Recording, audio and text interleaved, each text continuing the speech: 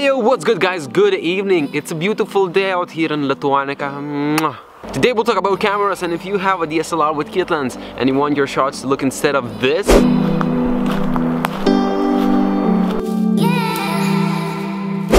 to look like this,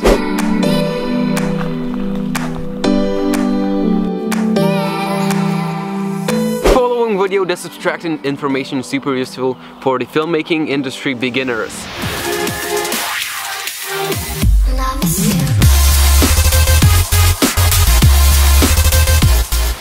Also keep in mind that this tutorial will only cover up the footage look, like the exposure, the colors, but not the movement. If you want to see the movement of the camera with stabilizers and not stabilizers, subscribe down below and leave a comment that you want to, and maybe someday we'll make the video. What is up, my dear people of Earth? It's your man DeTeeko here, and today we're doing something a little bit different. We're talking about cameras, and believe me, I have researched a bunch of information since I got my first DSLR, which is still this one. And previously what I have shown you was what you can do and what is possible to do. What you can do is change your average skills to intermediate skills in basically a couple of weeks. And so do I know, so do you know, the achieved looks may get more people's attention, and this is basically what we're trying to do out here in the forest. So the first step for you to do is change your mode to manual.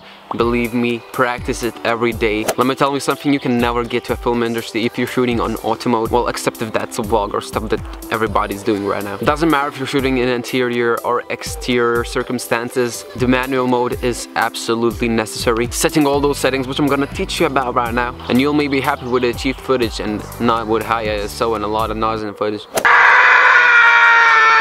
Since the auto mode just set up with high ISO. Let's say for example you set it to 64,000 on a Canon. Personally, the footage is just not watchable when you're on a high ISO. So let's get a little more in detail about these manual settings. First, you're gonna interfere with ISO, then with aperture, then with shutter speed, and lastly but not the least one is the color temperature. In other words said, it's white balance as everybody calls it. What is ISO? ISO is basically like exposure. If you keep it down, it's dark. If you keep it up, it's lit. An important tip is to keep your ISO as down as possible. Just as I've mentioned before, it basically fucks your footage up, which you don't want to unless you do want to, so just skip the step. So on the left you can see the footage with 100 ISO and on the right with 6400. Note that I have adjusted the aperture for similar lighting. And here it is zoomed in. Sometimes in the dark you'll actually have the only way is to higher the ISO up, and that's natural. You may try and not exceed 800 ISO and the image will still look perfectly good. Moving on to the aperture, for example, my kit lens have from 3.5 to 5.6 aperture, and that is mostly known as terrible one. For example, zooming in higher up your aperture, which means it's gonna be a little bit darker, and the opposite when zooming out. On the other hand, you have the right by making their hole smaller and bigger. So the smaller the hole, the aperture is higher. The lower aperture has the nicer focal length and sharpness it gives. Many people often use it to modify the brightness if they don't have the possibility to change the ISO. Also keep in mind that the bigger hole, the lower aperture can get the absolutely crazy, nice looking, blurry background focal length. The third important setting is the shutter speed. It usually stays at 48:1 or 50:1 since the video looks much more realistic and smooth. Although keep in mind if you're shooting in slow motion, for example if you're shooting 50 frames per second, you have to get your shutter speed up to 100, and if you're shooting 60 frames per second you have to get it to 120, which means you actually have to double your FPS range. The less the shutter speed, more blurry movements it captures. Let's say for sport and fast movement shots you'd hire up the shutter speed, but this rule is mostly influenced by photography. You can just try around and play with it. Notice a lot of vloggers actually might get the footage to whatever shutter speed they want just to not change the ISO, but to adjust the shutter speed for brightness. For example, I have noticed that Casey Neistat actually adjusts his shutter speed instead of ISO by just doing this, which you can also see on the footage that it changes a little. And the very last one is the color temperature. And as I said, people usually call it white balance. Pretty easy basics to understand this. Well, the numbers are kelvins, and if you push kelvins, the video gets warmer. I'll put up in the description down below a great video of Devin Graham's explaining the white balance perfectly from A to Z. And now for the sponsor time.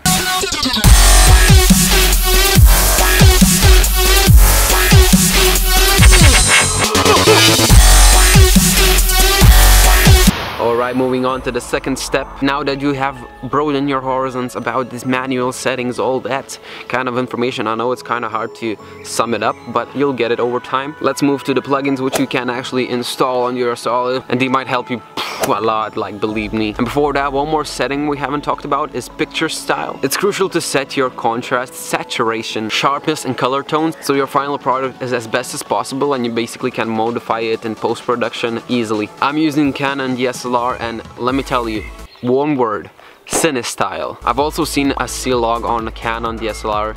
If that doesn't tell you anything, it's a picture style which you can install on your DSLR. I'm gonna leave in the description below if you wanna download Cinestyle. It basically uploads settings to your camera which cannot be adjusted manually on the camera. So if you want to compare, let's see the footage over here on the left. You can see it with auto mode. Let's say I'm using the manual mode for this one, but I'm not using the auto for the picture style. And on the right you can see it with Cinestyle. And now you can see the Cinestyle on the left. On the right the Cinestyle with color correction added in the post. So now on the left it's the auto mode picture style footage, and here it's with Cinestyle and color corrected.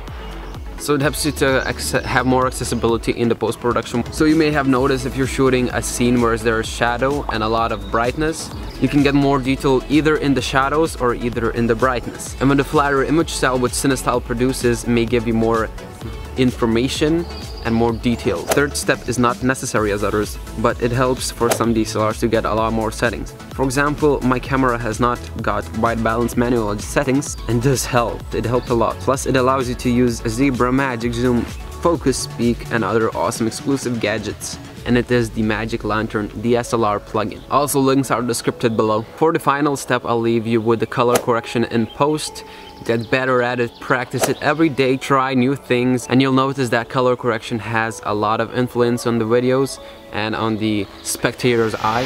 That will be it. Please leave a like if you like this video and if the information was useful in some kind of way, and share this video if you think it would be useful for others and they might enjoy watching it. Remember, I was not paid to say anything of this. The plugins I've already mentioned are my preference, and I just love using them, so that's why I recommend them to you. Also, if you have any questions, make sure to leave them down below in the comments. I answer every single one. The videos are coming up every week. A color correction video, I'm gonna be super detailed about it. Not super, but like a lot of effort is gonna go into it. See you later. Not a spider, right? Yeah, let's go.